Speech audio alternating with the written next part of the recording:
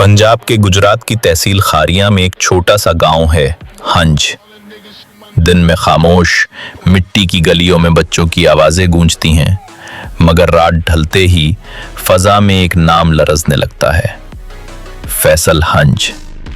वो नाम जो कई बरसों तक खौफ और ताकत की अलामत बना रहा।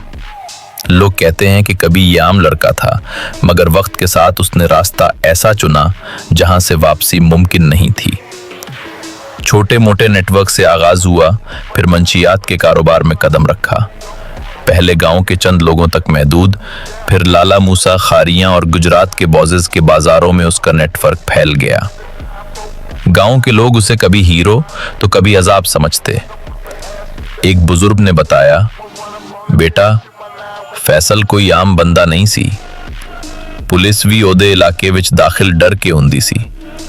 रात नूं जे ओ निकले ਤਾਂ ਸਾਰਾ ਪਿੰਡ ਚੁੱਪ ਹੋ ਜਾਂਦਾ ਸੀ।